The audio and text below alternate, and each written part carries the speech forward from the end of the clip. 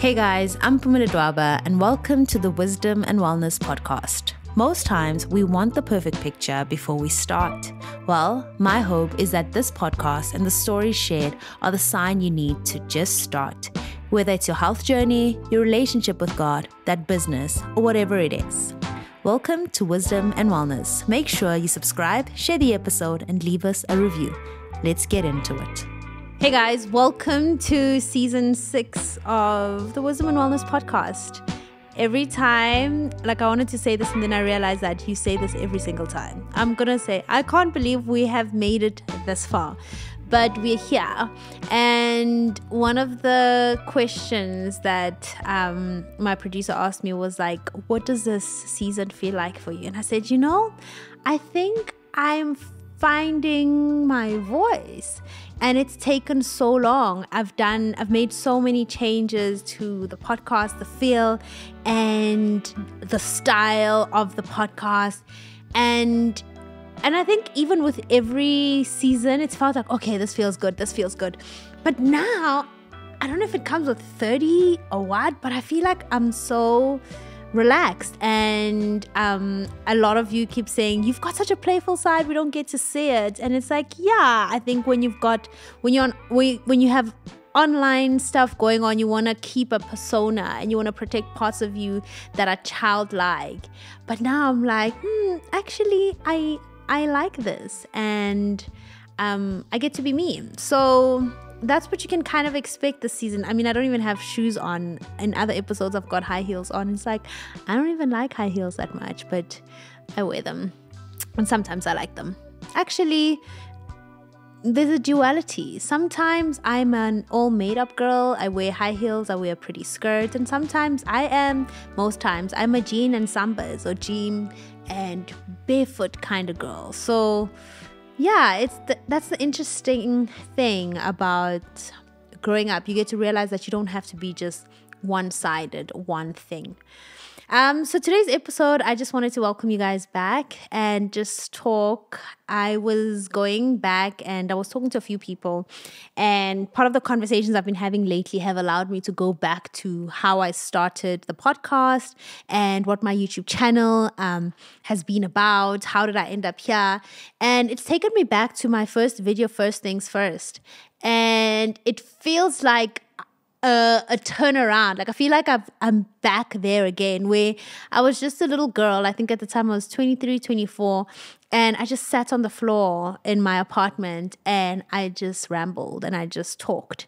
And I kind of miss that, and I do want to do more podcasts like that, maybe once a month. Let me know what you guys think. Maybe once a month where I just come and we talk and we catch up. We'll see what happens as this whole thing unfolds. But guys, life has been lifing. Life has been lifing. But we actually asked one of the questions, one of our posts, and we were saying, what is the season of your life called? And it was based off a question I always ask my guests. And mine is there's so many words. When I spoke to a friend the other day, I said, this season feels like obedience. But when I wrote in the post, I said, this season feels like surrender. And I think everything that has happened over the last 3-4 months has tested how far I'm willing to go with my obedience with God. It's tested my idea of surrender. I think we think that surrender is just a once-off thing where it's like, okay, I surrender all, and we lift up our hands and we move on with our lives. But until you get to a point where you're tested, where every minute, every hour, every second is dependent on God, where you don't have the answers, you don't have the resources, you don't even have the understanding, but you have to just keep on moving. And it's teaching me the truth on what surrender is, where I don't have the answers for tomorrow. I don't have the answers for later. I just know to do what I'm asked to do today. And that is the season of my life. It sounds like I've had the season before, but it feels way more intense, where I'm like, all I know to do right now is to do what you've asked me in this moment. And that is surrender. So we obviously just come back from Fest, which was massive and incredible. So a big thank you to you guys for supporting and showing up. Man, it was so crazy to me that we had people from Namibia, we had people from Botswana, we had people from Kenya, we had someone from the UK. I forgot what the other country is, but just literally people from all over the world. Rwanda, who booked, we had a couple from Rwanda, people who booked flights and tickets and got visas just to come and experience Fest. And what a treat it was. And I was talking to another friend, Kelly, and she's also in the event space. And she sent me a message and she says, I want to just say I'm so proud of you. And she started talking about what it takes to do something for God. And I resonated so much. And she said, you know, it takes a lot to do something for God. Like the pre-process is exhausting. You give everything of yourself to serve God, to do what God has called you and asked you to do. And then there's being in it, right? And I think when you're in it, there's the adrenaline and he keeps you going and you do it and it's still hard. And then there's the post where it's also still a lot. You feel tired, you feel exhausted, that you've given everything you have and you just want to rest. But then there comes that feeling where you say, geez, God, of all people you could have chosen, you chose me to do your work. And I said, that makes so much sense, because I think during the whole process of Fest, I kept saying, God, I can't do this. It's too hard. It's too much. It's too heavy. I don't have what it takes. I don't have everything to make it happen. And then you do it and then you're in it. And then afterwards it was like, wow, there's more eloquent people. There's people with more resources. There's people who are better. There's people that I, from the outside, would have chosen to handle this assignment. Yet you still choose me. And I think that's a humbling thing. And even for yourself, I want you to start looking at your God-given assignments. Our assignments are different, and your God-given assignment. And instead of just brushing it away as, oh, I did it, and just moving on, whatever it looks like, I think it's important for us to come in humility and stop and say, you could have chosen someone else. You could have used someone else. You could have handed over this assignment to someone else. Yet, in my deficiencies, in my lostness, in my brokenness, you still chose me. And what an honor. And yeah, and we just had a lengthy conversation about that. But guys, I want to tell you something. Choosing to fully surrender to God's call and to fully do the work of God is not easy. And I get it when people, or even myself, choose to sometimes say, I bow out. I want to do my own thing. I don't think we are disobedient or we rebel because we intentionally mean to, but I think it's hard. And the minute you say, I'm going to do things for the Lord, it's as if it's like you set up war. It's like the enemy says, how dare you wanna remind people who they are? How dare you want people to be healed? Because I thought about it, if we're doing Healing Edition, it means this is generational work. This is not like a weekend. It's not just vibes. We're doing generational work. And of course, there's going to be opposition. In fact, I listened to a sermon. I can't remember who was saying it, but the cost of success is suffering.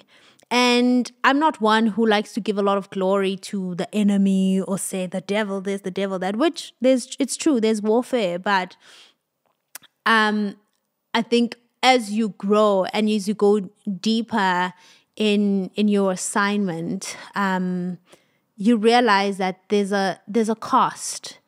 But while you're in it, and even afterwards, you realize that your character is pruned, you're better. The way you handle yourself, the way you walk, the way you relate to things, the way you relate to people, you grow. You have a bigger and fuller understanding of life. So that's what Fest taught me, guys. Fest was both. It's like an ambiguity. Can I call it that? There's a word that I'm looking for. It starts with an O, but I forgot the word. But It's like, how can something be so life-changing and beautiful, yet be so life-draining and hard at the same time? And I think most times we have to live in that space in life where it's like, oh, this is such a blessing and it's so beautiful and this is happening in my life. But on the other side, it's like, but there's this.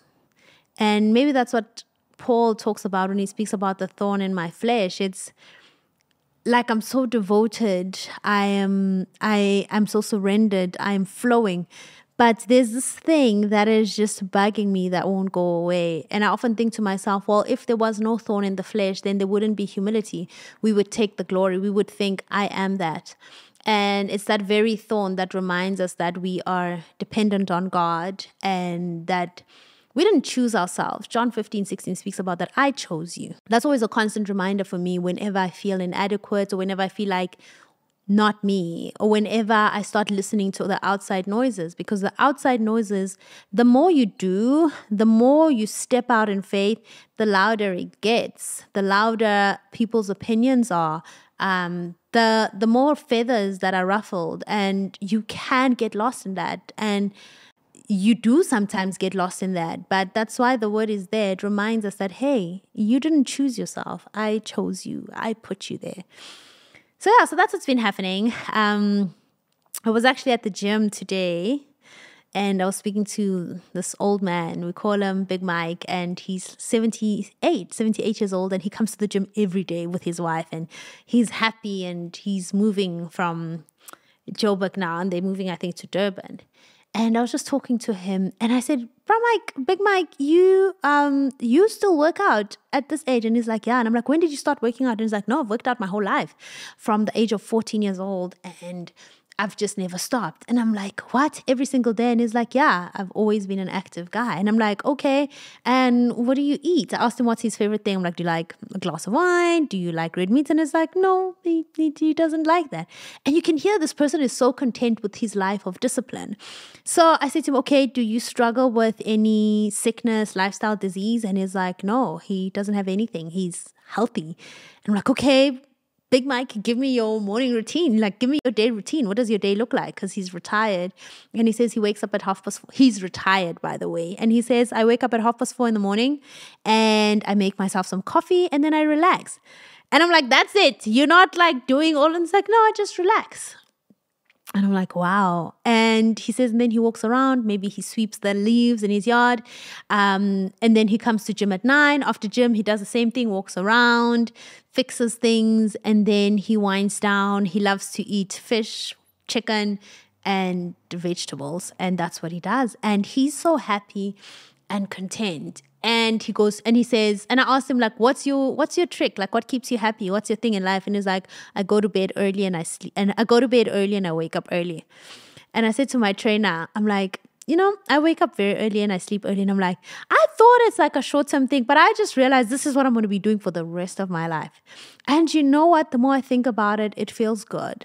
In the beginning, when you are trying to break generational norms that don't add value to your life, it's very difficult, and there's going to be a lot of tension and there's going to be a lot of things that come in your way. But I think once you find your flow, and this is me 4-5 years in, it's you don't know another life. Like, I don't know another life where I'm not constantly working on myself, be it physically, challenging myself physically. And this is not in a way where I'm like, I hate myself, I'm working to change myself, but it's gotten to a point where I love myself and I love what I do, and I believe in the purpose God put in my life so much that I find pleasure in taking care of myself so that I can show up my best in what I have to do. And you just see, going back to Big Mike, he's 78, loves coming to gym, doesn't miss a day, full of life. And the things that make him happy and keep him grounded are the simple things of eating well, sleeping well, and being with good people. He speaks about his wife all the time, and he speaks so well. Yeah, as we come back to this new season, and we're going to have multiple conversations, and the theme is the healing continues. And I spoke about it, that the reason why I say that is after we say the healing edition, we can have this misconception that it's an event thing. I come to the event, I get a few goosebumps, and it's done. And it's like, that is just the beginning. Now the work starts, where we start building tools and we equip ourselves to live a well life, a holistic life, a prosperous life that is filled with health. And yeah, that's what the season's about. The healing continues. What does that look like? What does that sound like? What is the everyday of that? And with so much advice going around on the internet, what I want my space or my platform to be is never a place of I know better, but a place of, well, this is what I've done and it's worked for me, and this is what I've done and it didn't work for me, or let's journey together, let's learn this together. And there's nothing better than being a student of life, man, to just be open, be receptive, and learn from other people, learn from their mistakes, learn from the good things they do. But also, I've been listening to this, reading the scripture that God corrects his children. If he loves you, he will correct you. But we tend, as Christians, we tend to stay in the safe space where we're like, I'm waiting on God. And therefore, we never try anything and we don't make mistakes. So how can we be corrected if we don't make any mistakes? And I think it's important that in our walk, we are open to learning, to falling, to making mistakes. I'm not saying we put ourselves in situations that are detrimental, but to actually try things out, because that's the only way to grow. I look at my sister's baby now, and listen, that boy, he just loves life and he's ready to walk. He doesn't want to crawl. He just wants to skip that stage. And he tries to stand up, and he's like 7 months old.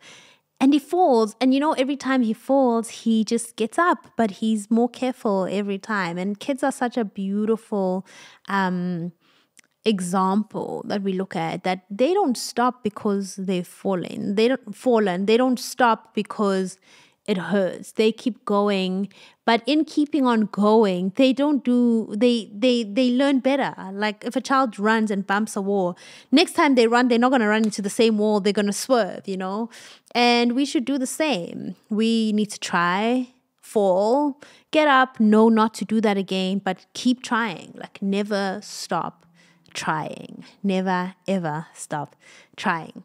So Girl Pal.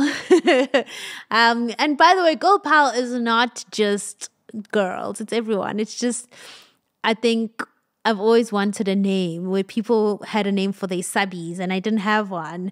And now I've got a name for our community, which came about organically. We the Girl Pals. It's a community of people who from different worlds just want one thing, and that is holistic success. To know that spiritually I am aligned to my God. I am surrendered. I walk in alignment with my call and my purpose.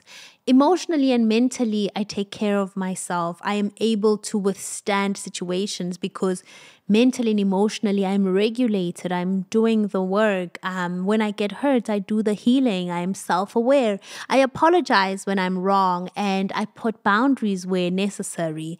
And relationally, feeding and working on your relationships, I've become very intentional about relationships in my life that are important, that make me better. And just asking the question, I had a friend was going through something, and I was honest and I said, friend, I don't know how to be there for you, and it makes me nervous. And I think when you say things like that, it opens up the room. It's being vulnerable. It's saying, look, I want to be there for you, but it's easier for me to just avoid you. But I'm not going to do that because I care about you and because I love you. And so I'm going to put myself out there and tell you that I don't know how to do it. So you teach me how to do it. And that is vulnerability, and that is relationships. And yeah, it feels good to get to a place where I do that now, where I can pick up the phone and call my sister and say, how can I best show up for you? Or my mother, or whoever is important in my life.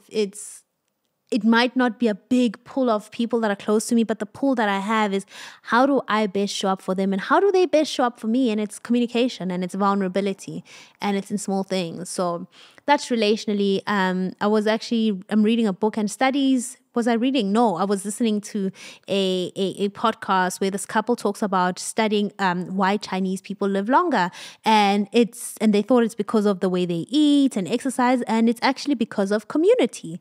The type of community you're in can determine the quality of life you have and how long you live. And so that's become easily the fastest reason why we have wisdom and wellness. Before it was like, oh, I'm trying to find my purpose. But now it's like, no, we need community. What we need is community. In a world where our walls have gone higher, we don't see each other all the time, we need a place where we can feel like we belong. Not fit in, but belong. So that's on relational wellness, relational health. And then there's physical health. It's important to take care of our bodies. I speak to a lot of people, and we were sharing, and I said, I don't even think working out and taking a walk is for aesthetic reasons. That is an afterthought. But just to move our bodies are meant to move your body so that when stressful times come or anything happens, your bones are strong, your heart is strong, you feel good, you're able to do things. A simple thing as carrying your children, playing with your children, walking upstairs. Another friend said to me, when they started traveling, they realized that they wanted to be comfortable in an airplane seat. And it's like, whoa, you don't think of things like that. That sometimes people can't travel because getting in an airplane is not comfortable. Either your knees can't handle sitting that long, or there's just multiple reasons. But our physical health is really important. And lastly, in our pillars is your financial health. And I think it's important to always reinforce and emphasize our pillars and why they matter. Financial health is important. In order to do these things and to live and to take care of ourselves, we need money. But we don't just need to be making money. We need to be able to use money, to steward our money well, and to give and to save and to invest. And when our money comes, we need to enjoy it and have a healthy relationship with money, not a relationship where money is our God. You can't serve two masters. It's either God or it's either money. However, money is important, and the Bible speaks a lot about money and how it needs to be stewarded. So all in all these aspects are very, very important. And I want you to be well. I want you to thrive. I think I've surrounded myself. I've seen people who, and I won't say have it all, but people who are content with life, people who give it their all, people who give it their best, that even when life is lifing, they're content. They're so content. And it takes work to get to that place where you're not just thrown and moved, but your foundation is firm. So yeah, welcome back to season 6. I'm excited. I'm happy. I love it here. My community, our community feels so safe. I'm growing. I'm being stretched. I'm challenged. There's a lot of things that I'm working on behind the scenes. We've got our membership that we are launching our app very soon, which is scary to say, and I didn't want to make an announcement, but might as well put it out there. We've got an app coming out soon, but we've got our membership that used to be on YouTube, and now we've taken on our own platform. And simply because our global community couldn't access it, and this posed as a very big challenge for us, and we've gone ahead and we've created a site that can handle our membership. And yeah, and it's soon going to be an app, and it's based on two pillars. The first pillar is exclusive content. Our exclusive videos are going to live there. Lots of things we're working on. And obviously community. When we did Speak Live September, we used another app and people loved the engaging, and we wanted to have it as a living thing. So that's going to be on the app. And then challenges, like monthly challenges, I think we love those, and they won't always be hectic like run 100 kilometers, but like a challenge like we're drinking 1 liter of water every day, and to just have people supporting you in that. What I know about habits is that you don't just break habits by just letting it go, but you replace a bad habit with a good one. So whatever addiction you have, there's a good habit for it that you can replace it with, but you need community to support you. You're more likely to succeed in something when you've got people holding you accountable. Yeah, that's just on my heart. So lots of exciting things. We've got, like I said, we've got our membership. We've got our app coming up. Obviously, Speak Life September we're already working on it. We already have the theme. I'm excited. And something else that is very, very exciting that I can't share now, later in the year. And yeah, man, I'm just so happy to be, and I'm so blessed to have this community of incredible people. It's not even just women anymore. Incredible people who we're all just growing together. We're all just growing together and holding each other. And once again, thank you for being at Fest. Fest was a dream come true. Just as God put it in my dreams, in my head, he allowed for it to happen, and he provided. And to just sit there with the guests that I sat with, having a conversation with Connie Ferguson and having her affirm the work that I do. Sometimes you need that. Sometimes you need someone who's walked the road to say, I see you, you're doing well.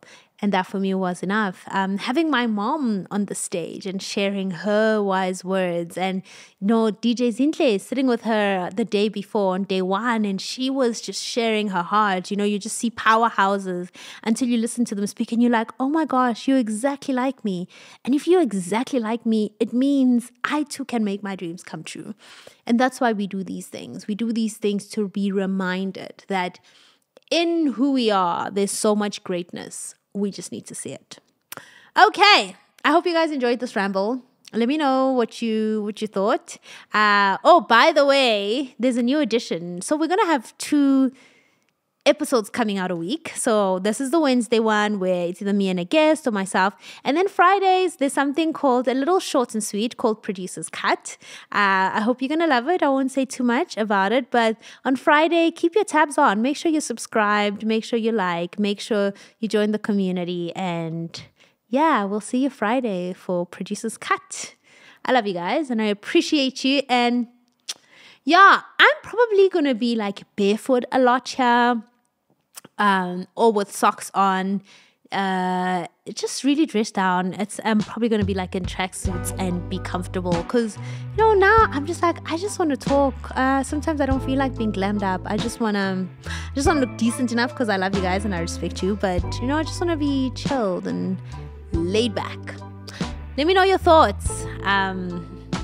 Alrighty. Bye.